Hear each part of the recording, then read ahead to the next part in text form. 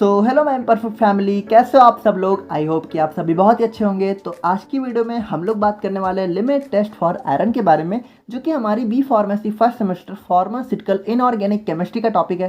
तो देखो यार, इससे पहले हम लोगों ने लिमिट टेस्ट की 3 वीडियो ऑलरेडी अपलोड कर रखी है। तो वो तीनों वीडियो अगर आप लोगों ने देख रखी है तो एक लिमिट टेस्ट का बेसिक आइडिया तो आप लोग को लग ही गया होगा।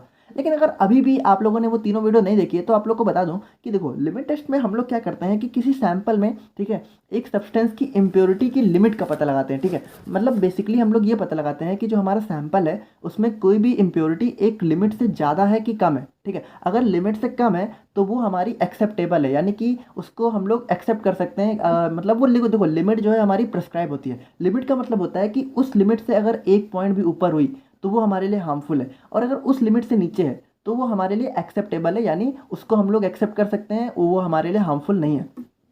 तो देखो, लिमिट टेस्ट फॉर आयरन की बात करें तो इसमें हम लोग क्या पता लगाएंगे। इसमें हम लोग बेसिकली ये पता लगाएंगे कि जो हमारा आयरन है, ठीक है, आयरन हमारा इम्प्योरिटी के फॉर्म में प्रेजेंट होगा सैंपल में। तो हम लोग इसमें ये पता लगाएंगे कि हमारा आयरन एक लिमिट से ज़्यादा तो नहीं है। अगर लिमिट से ज़्यादा होगा तो हमारा सैंपल फेल कर गया, और अगर हमारा लिमिट से कम है तो वो हमारा लिमिट टेस्ट पास कर जाएगा।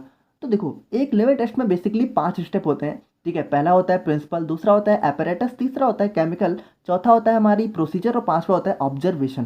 ठीक है, तो पहला स्टेप हमारा प्रिंसिपल होता है। तो चलो इसको प्रिंसिपल देखते हैं क्या होता है हमारे लिमिट टेस्ट ऑफ आयरन का।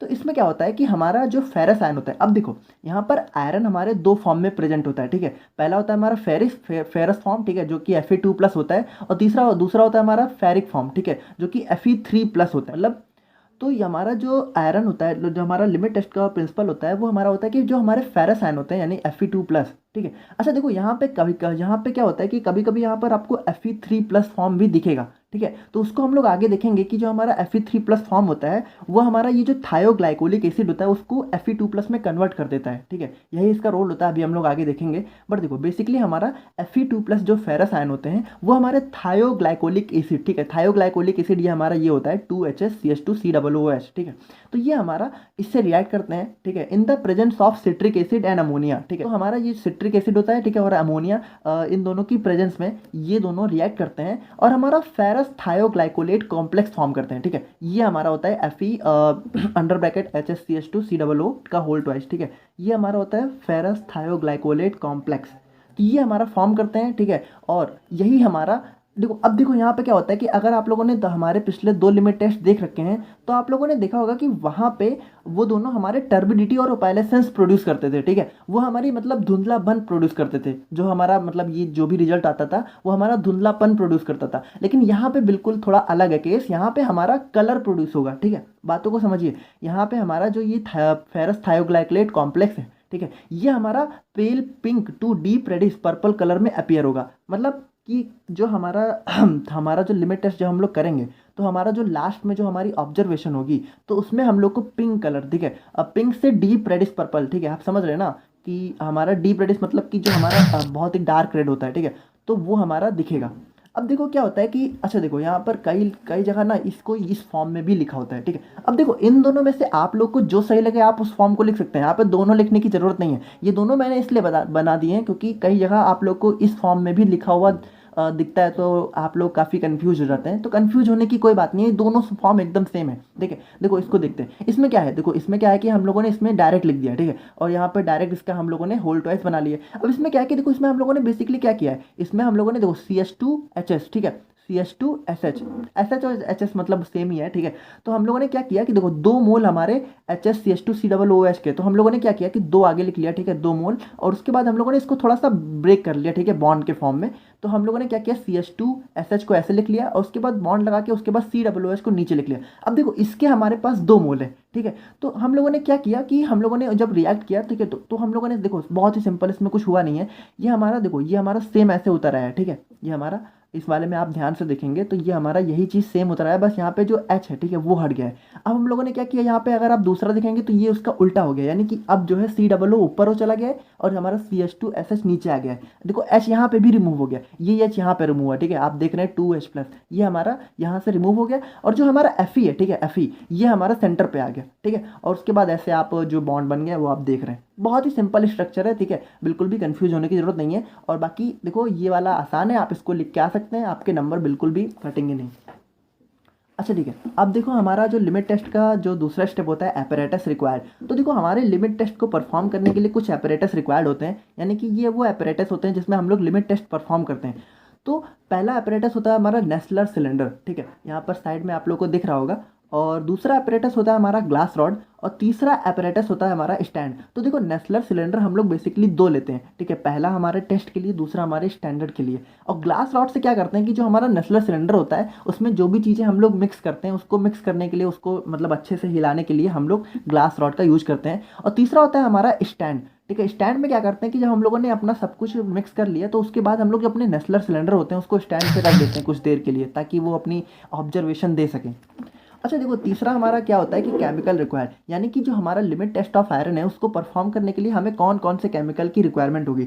तो पहला हमारा होता है स्टैंडर्ड आयरन सोल्यूशन, ठीक है। दूसरा होता है हमारा आयरन फ्री सिट्रिक एसिड। तीसरा होता है हमारा थायोग्लाइकोलिक एसिड। और चौथा होता है हमारा आयरन फ्री अमोनिया, ठीक है। अब देखो अमोनिया का यहाँ पे बहुत ही ज़्यादा इंपॉर्टेंट रोल है, अभी आप लोग को दिखा रहा हूँ, ठीक है। तो अब देखो हमारे ये भी जो भी हमारा लिमिट टेस्ट ऑफ आयरन है उसमें जो ये हमारी हम लोगों ने जो देखा ये सारे केमिकल, तो इनका रोल क्या है। तो देखो हमारा जो थायोग्लाइकोलिक एसिड है जिसके साथ हमारा फेरस रिएक्ट कर रहा था Fe2+, वो क्या करता है, वो बेसिकली हमारा जो फेरिक आयंस होते हैं उनको फेरस में कन्वर्ट कर देता है। अब देखो मैंने स्टार्टिंग में आप लोगों को बताया था कि कभी कभी फेरिक आयंस भी प्रेजेंट होते हैं, लेकिन हमारी रिएक्शन फेरस से ही होती है। तो ये हमारा जो थायोग्लाइकोलिक एसिड होता है ये हमारे फेरिक फॉर्म को फेरस में कन्वर्ट कर देता है, ठीक है, समझ गए ना आप। और बाकी देखो अमोनिया क्या होता है कि अमोनिया हमारे देखो अब यहाँ पे अमोनिया का बहुत ही ज़्यादा इंपॉर्टेंट रोल है, ठीक है, क्योंकि ये हमारे जो भी हमारा सोल्यूशन हो रहा है, ठीक है, जो भी हमारा लिमिट टेस्ट हो रहा है उसको अल्कलाइन मीडियम प्रोवाइड करता है। अब अल्कलाइन मीडियम की क्या रिक्वायरमेंट है, तो आप लोग को बता दूं कि ये हमारा जो फेरस थायोग्लाइकोलेट कॉम्प्लेक्स बन रहा था, जो हमारा pale pink to deep reddish colour दे रहा था, ये हमारे अल्कलाइन मीडियम में ही कलर देता है, ठीक है। इस चीज़ को आप समझिए, अगर अल्कलाइन मीडियम नहीं हुआ, ठीक है, तो वो हमारा कलर ही नहीं प्रोड्यूस करेगा। और अगर हमारा कलर ही नहीं प्रोड्यूस होगा तो हम लोग आइडिया ही नहीं लगा पाएंगे ना, कि हम लोग कलर से ही तो कंपेयर करके आइडिया लगाने वाले हैं। नहीं, देखो क्या होगा कि हमारा जो स्टैंडर्ड है उसका कलर डार्क होना चाहिए और जो हमारा टेस्ट है उसका कलर हल्का होना चाहिए।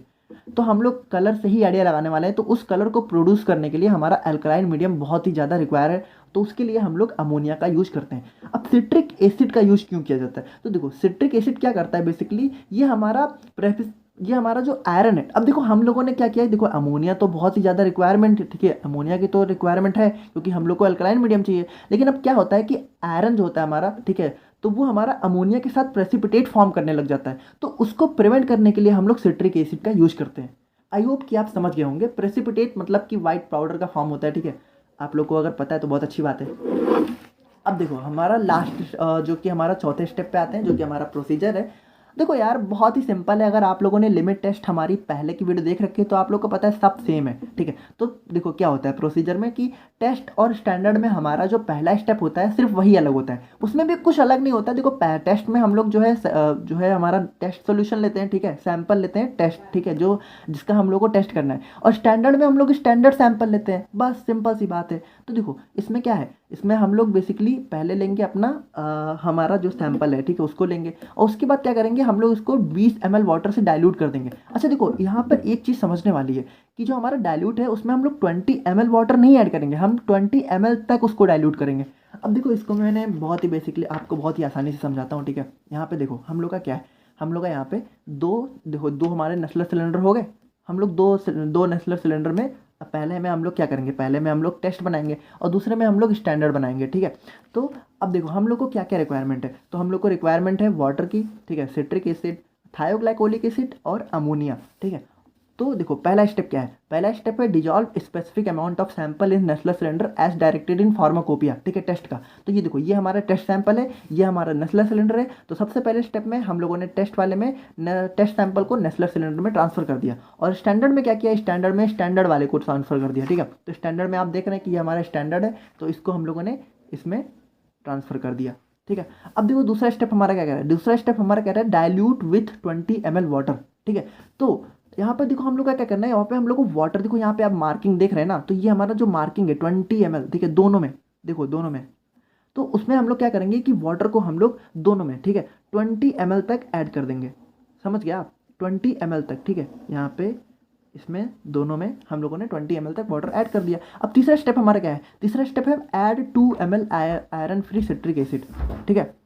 तो सिट्रिक एसिड देखो, अब सिट्रिक एसिड हम लोग जो है दोनों में 20 ml कितना 2 ml ऐड करना है, सॉरी, ठीक है। तो ये हमारा आयरन फ्री सिट्रिक एसिड है, तो 2 ml हम लोग दोनों में ट्रांसफ़र कर देंगे, दोनों में, ठीक है, स्टैंडर्ड और टेस्ट दोनों में। तो हम लोगों ने क्या किया, हम लोगों ने 2 ml इसमें ट्रांसफ़र कर दिया, 2 ml, ठीक है, 2 ml, और 2 ml हम लोगों ने इसमें ट्रांसफ़र कर दिया। देखो बेसिकली आप लोग को बिल्कुल ऐसे ही परफॉर्म करना है, ठीक है, बिल्कुल भी बहुत सिंपल सा स्टेप है। अब इसके बाद 2 ml डालने के बाद हम लोगों ने क्या किया, ऐड 0.1 ml थायोग्लाइकोलिक एसिड।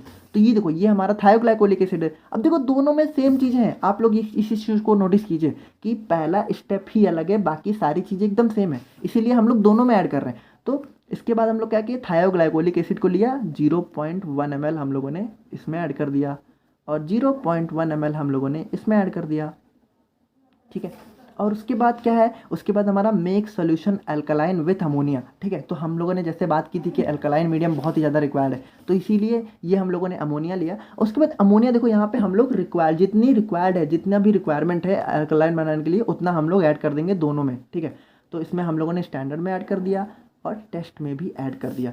अब उसके बाद क्या करना है, उसके बाद हम लोग को देखो इतनी सारी चीज़ें ऐड करने के बाद हम लोग अब क्या करेंगे, अब हम लोग फिर से वाटर लेंगे और यहाँ 50 ml मार्क तक, ठीक है, 50 ml वाटर नहीं ऐड करना है, 50 ml मार्क तक, ठीक है। अब जितना भी चीज़ें ऐड होने के बाद हम लोग 50 ml मार्क तक, यहाँ पर देख रहे हैं आप, वाटर को हम लोग लेंगे और 50 ml तक हम लोग ऐड कर देंगे। यानी कि देखो कुछ वाटर को अगर मैं स्टोर करना चाहूँ तो हम लोग कुछ ऐसे करके 50 ml तक हम लोग वाटर यहाँ पे ऐड कर देंगे।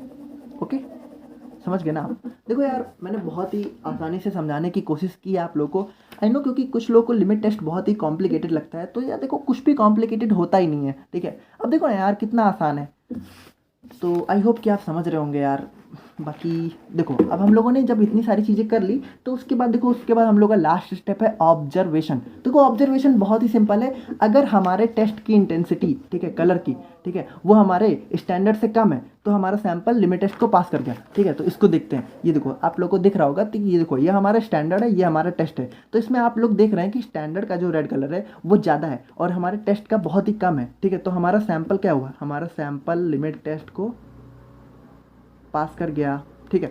और अगर यहाँ पे आप दूसरा स्टेप और देखिए, अगर हमारा intensity of colour of test solution, ठीक है, वो हमारा ज़्यादा है intensity of colour of standard solution, तो हमारा सैंपल लिमिट टेस्ट को फेल कर गया। यानी इसको आप देखें तो ये हमारा यहाँ पे आप देख पा रहे हैं कि हमारे टेस्ट का जो कलर है वो हमारे स्टैंडर्ड से ज़्यादा है। तो यहाँ पे हमारा इसका मतलब क्या है, इसका मतलब ये है कि हमारा जो टेस्ट सॉल्यूशन है उसमें इम्प्योरिटी आयरन की बहुत ज़्यादा है, तो वो हमारे लिए एक्सेप्टेबल नहीं है। तो यहाँ पर हमारा लिमिट टेस्ट फेल कर गया, ठीक है। तो यार देखो ऐसा ही बहुत ही बेसिक सा स्टेप होता है। तो आई होप कि आपको समझ में आ गया होगा। बाकी कोई डाउट है यार तो प्लीज़ कमेंट सेक्शन में आप पूछ लेना, और बाकी इसकी नोट्स आपको डिस्क्रिप्शन बॉक्स में मिल जाएगी। बाकी मिलते हैं नेक्स्ट वीडियो में। Thank you so much.